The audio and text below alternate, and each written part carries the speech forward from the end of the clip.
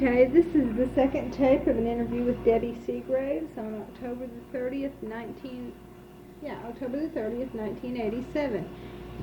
And when we took our break, we were talking about you're working at a heating air conditioning place, Cherokee here, and you were leaving as they put in their new computer system, you said. But there are a couple of other things to follow up on. When we were off the tape, you mentioned changes in the typewriter system. Right, and the telephone system. It wasn't all bad. There were some bright spots. We did, adding all these clerical people, we had one typewriter at the beginning, and it was an IBM Electric, and it was a good old typewriter. Did a good job, really no problems with it, except that I'm not a very good typist. I didn't have a lot of typing to do for other people, but I had quite a lot of typing to do for myself. And for my service manager, I typed his letters. And typing his letters meant he would say, look, send a letter to this person and tell him blah, blah, blah. And then I would construct a letter and take it to him and sign it. Until toward the end, and I signed it for him. But, and honestly, I made a big point of the fact that I was not a good typist. And I told everybody I was not a good typist and that I couldn't type their letters. So most of my typing was for myself and for Carlin. But as the office staff grew... Stop it. Mm-hmm. Okay, we're back on after taking a break to answer a non-existent phone call. As the office staff grew, we were fighting over the typewriter, and which mostly meant since I didn't want to type, mine wasn't getting done. And Judy, the salesperson that I mentioned before, went to the owner and said, look, you know, we're doing this many $1 million worth of business a year. This is ridiculous, one typewriter. We need some typewriters. And he said, okay, well, gee, I don't have time to fool with it. Why don't you go get us some typewriters? So she went out shopping and she found 2 typewriters that were at that time state of the art. They were Smith Corona. We could have gotten better typewriters from IBM probably, but these were very good typewriters with a memory, with automatic return, with automatic correction, with things I had never seen before that I was just flabbergasted. They were wonderful. And it was really the first time I had ever taken any interest in typing. What other kinds of things did they do besides the correction? And automatic center, short memory, didn't have much of a memory, and the memory was mostly just enough memory to go back and do corrections, like 2 or 3 lines up, and then maybe 1 page. You know, very short memory. You could do 1 letter in the memory. The cap button, which is that's a small thing when you think about it, but how much speed it gives you to your typing to have a cap button. Are you familiar with that? Kind of. Just like on your word processor, you've got a button that says cap, and you push it down and it will type everything in capital letters, but you can still use your numbers. Right. Yes, the first time I discovered one of those, I thought it was wonderful because having to come off the shift and hit your number is just a colossal pain. Right. And you could type your entire letters in caps, which you see more and more of your correspondence in caps now, and still use your numbers, and it cuts down it gives you a lot of speed because you don't have to fool with the shift. So anyway, it had that, which I discovered I thought was wonderful, and it just really, it made me a better typist.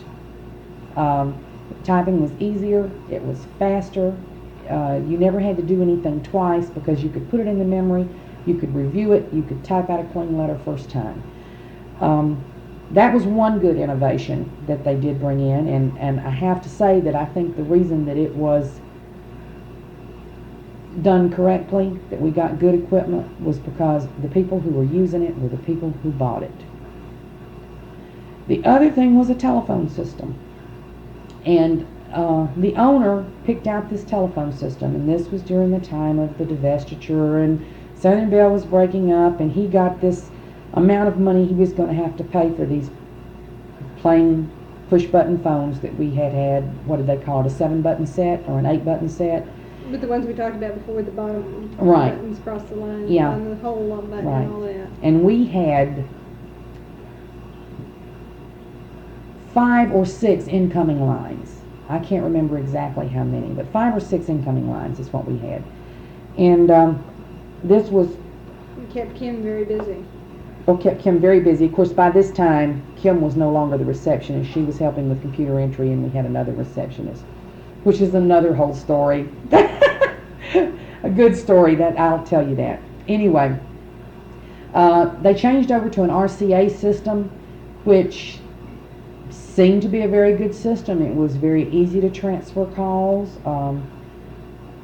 The only problem we had when the phone system was bought, and I'll tell you this very quickly, we had, let's say 5 incoming lines at that time. 3 were for customers and 2 were lines that your first number didn't rotate to. They were separate lines, and they were lines given to service technicians to call directly in. And I answered those. Those were the only 2 lines that I picked up the phone and answered.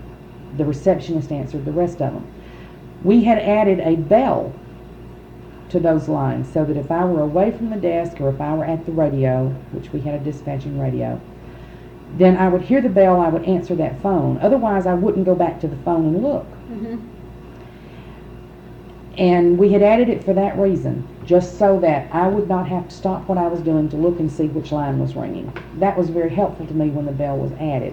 When we bought the new systems, Harold did not ask about a bell, and we find that we couldn't add one. And that sounds like a very minor ticky thing, but it's really not a minor ticky thing. When you have to walk away from the file cabinet, when you have to come away from the typewriter, to look every time the phone rings. So what we had to do was, Kim had to start answering all the lines, or the receptionist, whoever it was at that time, and transfer the service technicians to me, which added a step to them. Of course, if I were sitting there, I would answer it. I would look, I would see it, I would answer it, but I didn't just sit at one spot all the time. And I did suggest that it might have been helpful if he had checked on that before he decided on a phone. And he said, well, with the price he got on that phone, it wouldn't have made any difference. So whatever. Anyway, that was a small thing, but it was a very important thing when you're doing the job. The story about the receptionist, let me tell you that very quickly. When Kim moved to doing computer entry, and that's all she did from that point on, a position came open for a receptionist. And there was a very nice woman came in and applied. I won't tell you her name because she may read it and this would be embarrassing. And she was just the sweetest person in the world. I mean, everybody loved her from the day she came to work. And when she filled out her application, Carlin gave it to me and asked me to check her references. And I could tell that, I mean, she had a terrible handwriting. It was awful, and her spelling was terrible. But as a receptionist, you didn't have to do a lot of writing. So I called and checked her references, and everybody talked about how willing she was to work and how eager she was to please. Nobody said a whole lot about her efficiency. But everybody said nice things, so we hired her. And this is no exaggeration, and this is very sad, that after about 2 or 3 weeks we realized that this young woman couldn't read. And she would take a message and she memorized them. She would remember who had called. She could do numbers, but she couldn't write down who had called. And part of her job was to match up purchase orders, which she faked through that for a while because they're matched up by numbers. And the women in the office that were working with her realized it really quickly. And we started arranging things so that she could function. Which may have not been fair to her, but just the same, that was our reaction. We arranged things so that she could function. In addition to everything else you were having to do. Mm-hmm. Because this was This was a woman that had been moved here from Texas by her husband, and she had had a job there where she could function. And she came here and she needed to work. And as long as all she had to do was answer the telephone and be nice to people and match up numbers, she was fine. She could function. Anyway, she was supposed to type. When they interviewed her, they never asked her if she could type. Carlin never asked her if she could type. You just assumed she could? He assumed she could. And there was a typewriter at her desk. And when someone gave her something to type, you could watch what a struggle it was, because they would write something out for her, and she would sit down at the typewriter. And she could look at a word, W-O-R-D, and she could come over here to the typewriter and she could type W-O-R-D, because it looked the same. But she didn't know what she was typing, so she couldn't correct punctuation, she couldn't correct spelling, she couldn't correct grammar. And people don't realize that, I don't think, but all secretaries correct all that stuff. It's just an automatic thing, because most of the men that I have done typing for can't spell, can't punctuate, and have very poor grammar. And structures are bad and that sort of thing. But anyway, and I don't know that it's that they can't, it's that they don't fool with it because they know someone will fix it. This woman couldn't fix it. She typed just exactly what they gave her, and it took a long, long time. And she wanted to do it. She tried so hard to do it, and she would get very frustrated and she would cry. And one of us would go get it and type it. And we tried to do it so that nobody knew we were doing it for her. And this may have not been fair to her, but it was still like a gut reaction. It's, you've got to help her, you've got to help her. Protective. Yeah, you really did. You felt protective for her. And after a while, Carlin knew that people were doing her typing for her. He gave her something and told her to type it. He said, I don't care if it takes 3 days, but I want you to do it. And she worked with it for a couple of days, and she was so frustrated she couldn't do it. And so I went to him and said, Carlin, she can't type. She can't read. And he said, she can type. And I said, no, she can't. And he said, all women can type.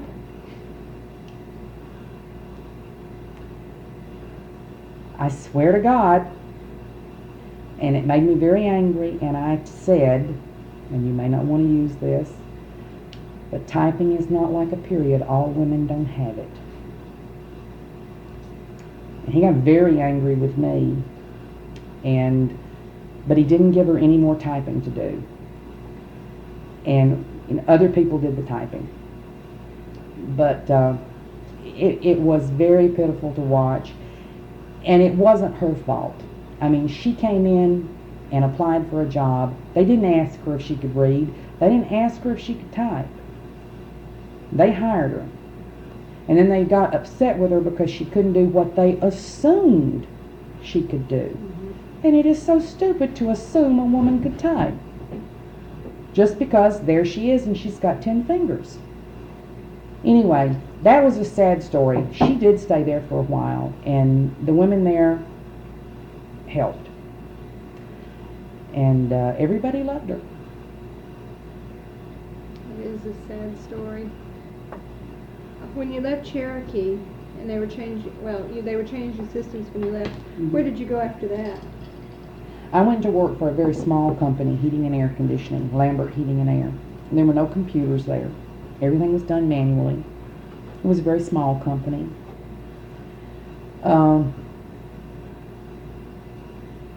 There's very little in the way of changes or automation or anything like that that you would even think of applying at this company. How many technicians did they have, for example? 3. And 4 people installing, and I was the only person in the office and was not overloaded. My biggest problem at that company was that I was bored. Well, I meant to ask you this earlier. When you were working at Cherokee, how did you handle the stress? You said Jan couldn't walk away from it. Well, I didn't handle it very well. I handled it, I think, better than Jan did. I have a lot of other things that I am interested in, so that I can get my mind off of it. But I was hospitalized at one time. During the very worst time, my period stopped. Just stopped. And I had all the symptoms of pregnancy. But I had a tubal ligation for years, so I was fairly sure I wasn't pregnant. And I went to the doctor, and he said, well, I don't think you're pregnant, but something's wrong. And when I say it stopped, I mean I missed 4. I missed 4 periods. And I went to the doctor and everything, and then it was like to come back on Monday and bring another urine specimen, and I started on that weekend. So that was my first sign that physically this was getting to me. Then shortly after that, I started itching one day.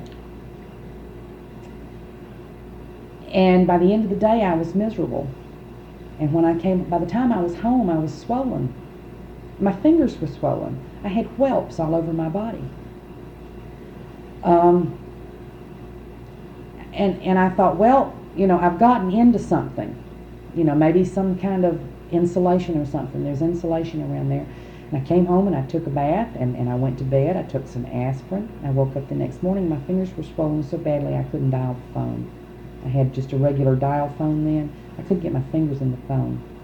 So I went to the doctor, back to the same doctor, and he gave me Benadryl, gave me a cortisone shot. I was this way for about 5 days before it finally went down, and I was miserable. The swelling went down, but the itching continued. He never found any cause for it. It's never happened again.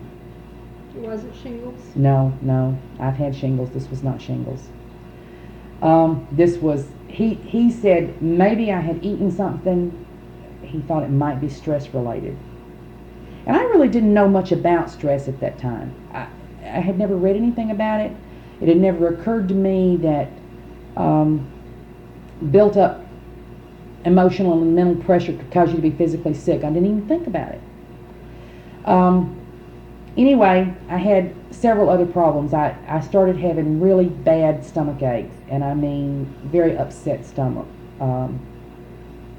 physical pain, so bad that one day I was at work and I started hurting so bad I couldn't sit. I mean, I was having pain where I sit. And I started crying, and I said, I've got to go to the doctor. I've got to go right now. Because I couldn't even sit still. I was hurting so bad. And I went to the doctor, and he said, why don't you let me put you in the hospital and do some tests on you and see what's wrong? Because here in a period of 3 or 4 months, you've had 3 very painful experiences. The possible pregnancy at my age and in my financial situation was painful. And and then the itching, and then this, and my stomach problems had been constant for the whole time I had been there. But it had just sort of come to a head where I was in a lot of pain. Anyway, he put me in the hospital, and he ran all kinds of tests on me, and he said, there is nothing physically wrong with you. You need to simplify your life. That's great. That's great. He said you need to lose weight. That'll help some. You'll feel physically better, but that ain't what your problem is. As far as, he did every kind of test.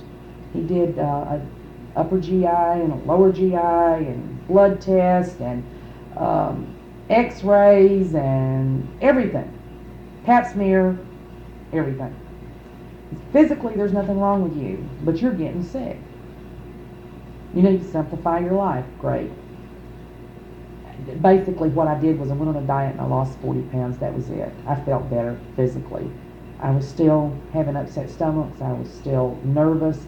I would still come home and snap at anybody that looked at me. And I mean, I was a bitch. My poor children would just leave and go somewhere. One real sign of the stress is I decided to quit smoking. And she takes another drag. As I take another drag. And I went to, they were giving this free hypnosis thing where you can go and be hypnotized and you can learn and they'll help you stop smoking. And I went to it and I quit smoking that day. I mean, it's like I didn't light another cigarette, and I got some books on hypnotism, and I learned to relax myself. And I was really enjoying it. I really could for the first time in a long time. I could lie down in bed at night. I could go through this little system of, count to 10 backwards, go down, relax this part, relax your feet, go down, and I could go to sleep. And I worked at it. And anyway, I didn't smoke for 4 months.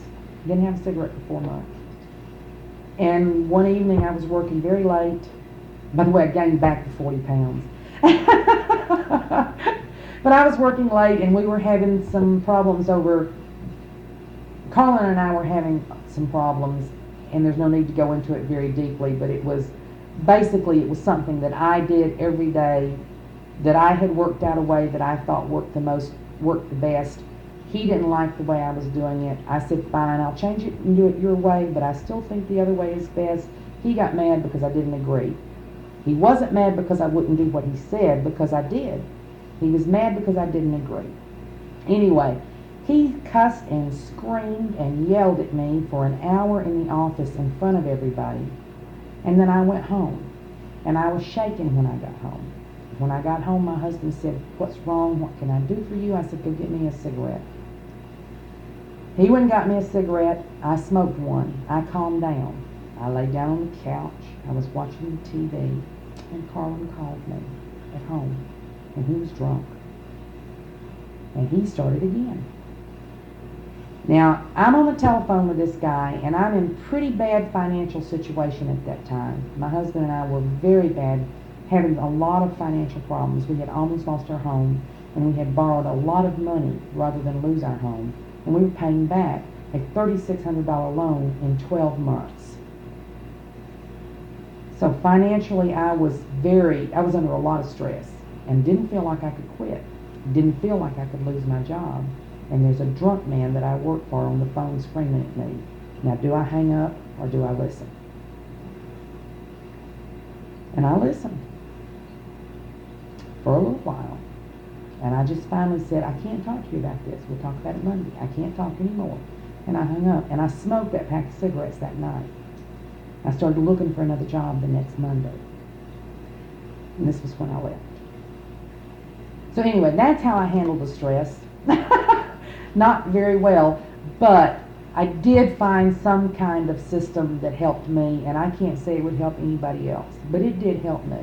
It didn't keep me off of cigarettes, but for that short period of time, I could go somewhere alone and forget it, just through this mental exercise. I still do it occasionally. I don't have as much need for it anymore, but I do it occasionally. And then you went to Lambert and you were bored. I went to Lambert and I was bored, and he was probably the sweetest man in the entire world. The best man to work for. He did everything in the world for his employees. He didn't have a lot of employees. They were robbing him blind. He was in very bad health. I worked for him for a year and a half. The company was not in good financial situation. I was terrified that I was going to get caught without a job. I hated to leave him, but when I realized after that period of time that the company was not going to pull out, then someone came and offered me a job, and I took it at a company called Modern Heating and Air. There had been a salesman at Cherokee who I'd gotten along with him really well. I got along with all of them really well. And he had gone in with another couple of guys and started a business called Modern Refrigeration. And they were just beginning, and they didn't have any bookkeeping systems. They didn't have anything. They were just, they had some technicians and they had an office. And they wanted somebody to come and set up a bookkeeping system. Now what they had was one of the partners' wives was doing it, just, doing everything manually. Didn't even have pegboard systems, which is your very simplest little bookkeeping device. And they had been calling me. He had called me at work 3 or 4 times. He had come by and taken me out to lunch, asking me to come to work for him. Just absolutely had to have me. I was the person for the job. Couldn't get along without me. And so I left Bob, who was the sweetest man in the world. But as I said, I was afraid I was going to be without a job, and went to work for Modern. I found some really bad stuff that nobody wanted found. I found money that was supposed to have been paid that had not been. I tried to set up a system. You had 3 partners that weren't being totally honest with each other. And you can hide that as long as one of them's wife is doing the books. You can't hide that when somebody else comes in. And on the day I gave them their first accounts payable, gave it to them on a Friday, the first accounts payable they had ever had, where everybody that was owed was written down, how much it was owed, and there were some things on it that supposedly had been paid but had not. I got fired the next Monday. When I came into work on Monday, my desk was empty. Nice. So, I was out of work then for about 4 months looking for work, and then I found a job at my latest company. Mm-hmm. And there's some nice things to tell you about automation there. It's a very small company. To me, they're a good example of how you can get an awful lot out of a very little equipment. And the bookkeeping systems there, I guess immaculate's the best word. Randy was the bookkeeper. He only worked 32 hours a week. This company did almost as much dollar-wise as Cherokee. But there was very little hassle, very little scrambling and running around and hollering and stuff. And I mean, the bookkeeping systems there, and they were all done on they had 2 PCs. That's all they had, 2 PCs. Just an example, we got our W-2 forms on January 2nd. I mean, that's how up to date everything was kept. You got your end of the month books on about the 3rd day of the next month. Yeah. Statements were always out by the 10th. Billing was always out immediately. It was probably the maximum usage of PCs anywhere. And it was because Randy, the bookkeeper, just knew what he was doing and adapted the needs to the system he had. And because they more or less left him alone. They told him what they wanted and left it up to him as to how to get that information out. An example is the typewriter. It's a good example. When I came to work there, the office staff there was very small, and 2 people. There was 3 when I came, and then 1 left, and she was never replaced. Bookkeeper and Well, the way it started out was Randy was a bookkeeper. He worked 32 hours a week. They had 1 woman doing dispatching and paperwork, much the same as I had been doing at Cherokee. But the staff was smaller. The service department was much smaller. They had 3 technicians. But they were making as much dollar-wise as Cherokee. Well, yeah, but the split was different. And probably not as much, but close to as much. They had a very large installation department. So the service department was very small. It wasn't a big percentage at all. Whereas at Cherokee, the service department was a big percentage. This company had only had a service department for about a year when I went to work there. And up until that point, when they installed a piece of equipment, they serviced it for the warranty period, and then they told you to call somebody else. So anyway, where was I? Anyway, Margie was doing the service contract, was doing the service invoices and the dispatching and the filing, and then they hired me, and I did service contract processing, and eventually started doing the invoices, and we split it up, and then they let her go. And they had, I think, hired me to take her place to start with. I don't know. But anyway, it was 2 before I came, and then Margie left, and it was 2 again. And I was doing basically the same things I was doing at Cherokee when I first went to work there, except that it was a whole lot easier. Besides the fact that we weren't as busy, it's not just that. It was that when we decided we needed something, we needed this information. For example, inventories on service trucks. Once a month you had to do an inventory. The servicemen have to count everything on their trucks, and somebody has to count everything that's in the shop, and then you have to price out or cost out all of this equipment and give you a manual inventory to put in the computer, a dollar figure. And very time consuming to sit down and manually cost out all of these items. And so I went to Randy and said, look, this is taking a lot of time. I don't feel like it's necessary for us to spend this much time. Don't you have some kind of an inventory program? He said, yeah, I do. So we got it out and we pulled it up and we looked to see what it would do.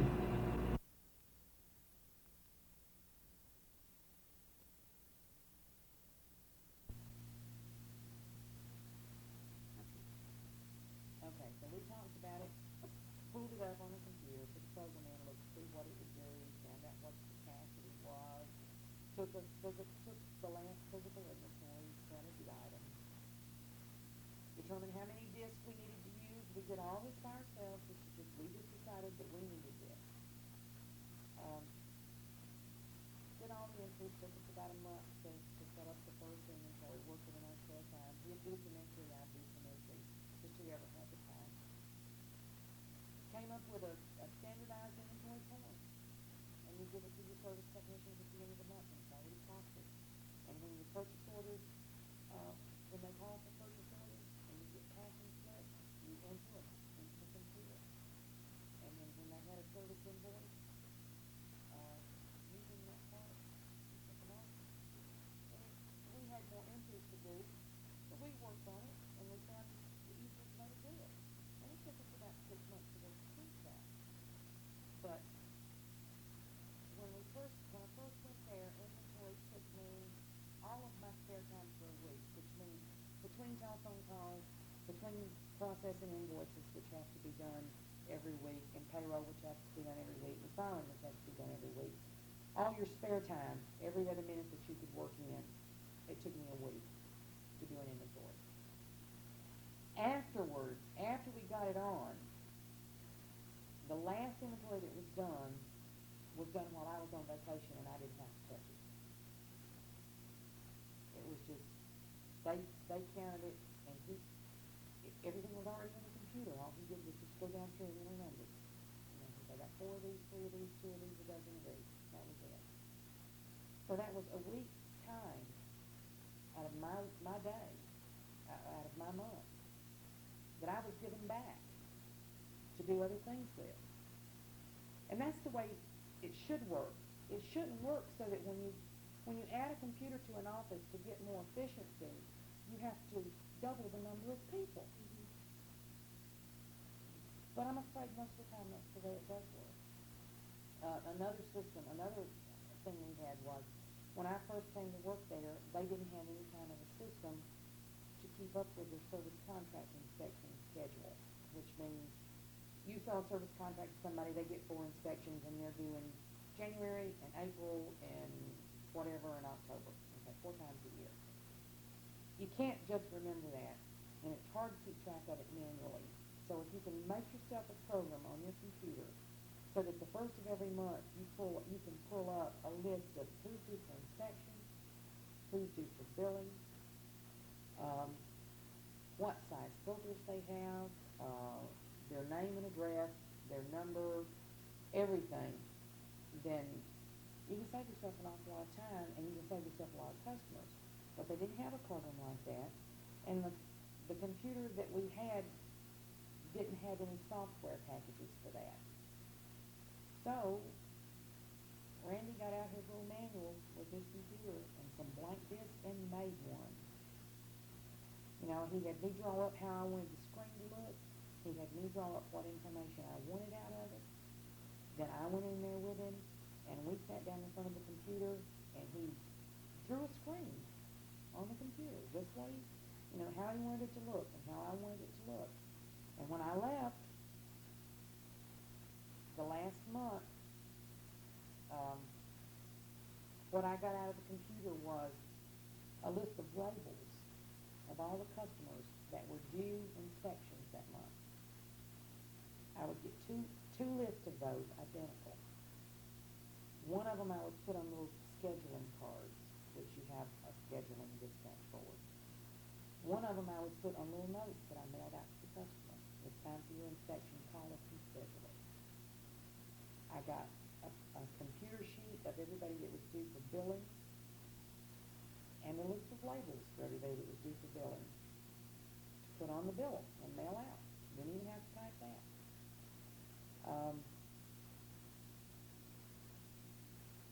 Yeah, I think that's all you needed. But on these labels we had put all the filters that the service technician needed to take out with him, a list of equipment, you know, just everything that we knew we needed. And so that's what we put in, and that's what it gave us back. But that's how it should work. Mm-hmm. And nobody cared what was on it. Randy and I used it. And we didn't ask anybody when we made a program. We just said, somebody would come to us and say, oh, for example, my service manager came and said, look, we need some system of tracking to make sure that all the invoices that you send out are coming back. That a service technician is not losing them and throwing them away or using them and not turning them back in. So I went to Randy and said, look, you know, this is what we need. We need to figure out some way to do this on a computer rather than me count every invoice that comes back in. And he just ran off a list. You know, he sat down and figured out a way to run off a list of the invoices and who gets them. And then when they come back in their process and they're just ticked off on the computer. And if there's one missing, it'll pull it up and you'll know who had it and that it's missing. So, you know, there's little things that they can do to help you with it if you know what you want and you can sit down and you can work it out. It sounds to me like customization of the system is what's crucial. Oh, yeah. And that's one of the problems that that is the main problem we ran into at Cherokee. To go back to something I said before, the two people involved, there were three people involved, the owner and Jan, and the software people. And they didn't, the owner and Jan didn't know anything about computers, and the software people didn't know anything about the business. And there was very little communication there, and very little interviewing of the people who were doing the work. See, Jan knew all about what she needed for bookkeeping. She had no idea what was necessary to prepare the source documents that were given to her. She had no idea of the amount of time involved. So you had everything compartmentalized, and nobody knew what the other person was doing. Nobody knew what results were needed, and the result was a disaster, a very expensive disaster. Because I'm sure that there was $30,000 to $40,000 just thrown away. Not counting the business that was lost, the payroll dollars that were lost. It was very expensive for that company. But they didn't ask me, so I couldn't help them. Mm-hmm. And then to last one, they essentially gave you and Randy your head on your project. Right. It was, the difference is, I think, and you hear a lot of this lately when you hear, what's the phrase I'm trying to say? Micromanage. Okay. We had a system at Cherokee where Carlin tried to micromanage. I want you to put this card in this slot at this time of day, this often. I want you to take, the thing that we had the big argument about was, and this is a perfect example of micromanage. Service technicians were given calls one at a time. Because your calls come in during the day and you rearranged and that sort of thing. But on Monday, before I left, I would set up Tuesday's work. Okay? And I would, each one was on an individual card. I would put them in order. I would put them under this man's name on a dispatch board. Now, to me, it saved an awful lot of time if you went through and let the man know, this is where you're going tomorrow. Unless something happens, unless it changes. Unless I have to pull you off for an emergency. This is where you're going. You're going to have 5 calls in this area. You're going to need this many filters of this size. You're going to need a motor. You're going to need a part that has to be picked up at this supply house. This is your day, unless something has to change. Colin didn't like that for several reasons. He wanted to know where everybody was at every minute, and that's fine because you still would. They wouldn't leave this company and go to this company without being on a radio in between. When they got in their truck, they said they were 10-8. That meant I'm back in service. When they got out of their truck, they were 10-7. That meant he was out of his truck, out of service. When he was 10-17, he was on his way from one job to another. They checked in all the time. But the bottom line was he didn't want them to know where they were going next or how many calls they had, because he thought if they knew they had 7 calls, they would make each one last an hour and a half so they'd get overtime. As opposed to telling them one at a time so they'd hurry all the time. See, that was the difference. Anyway, I just felt like it saved the company a lot of money if when they had to stop at a supply house or when they had to go restock, they got everything they needed for the whole day. Mm-hmm. Anyway, that was what we were arguing over, and that was micromanage. He wanted them only to know, he wanted them not to know any more than they had to know for that particular call. He wanted me to have the rest of it under control without them knowing. And then he wanted to be able to come to me and ask me, where are they? How long have they been there? How much longer will they be there? And where do they have to go next? And, he just had to keep his finger on every little thing. Well, the way I was doing it worked fine. There had been no complaints. There had been no problems with it. He just came one day when I was giving a service technician a copy of his day's work. I would just take all the cards, flip them on the copy machine, run a copy and hand it to him. That way I didn't have to spend time on the radio reading, you're going to this company, this address, repeat it back so we know we've got it right. Repeat back a list of filters on the radio so you know you've got it right. Remember, I had almost 20 men on the radio. It was just a time-saving thing. But he saw me doing that and he got mad. And I said, well, that's fine, I'll stop. But I still think you're wrong. How did the men feel about it? They loved it. And there may have been some,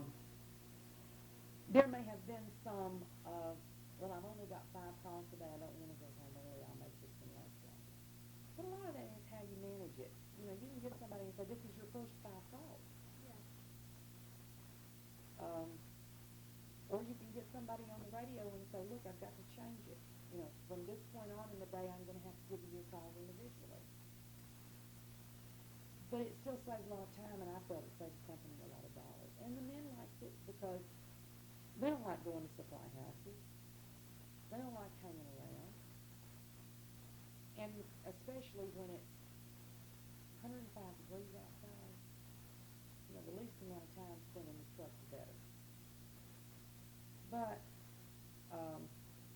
it was the cause of a lot of problems. But that was just one example. That the micromanage, it doesn't work for me. It's hard. There's no economy there at all. And that just wasn't evident at all. There wasn't that micromanage mentality at this last company.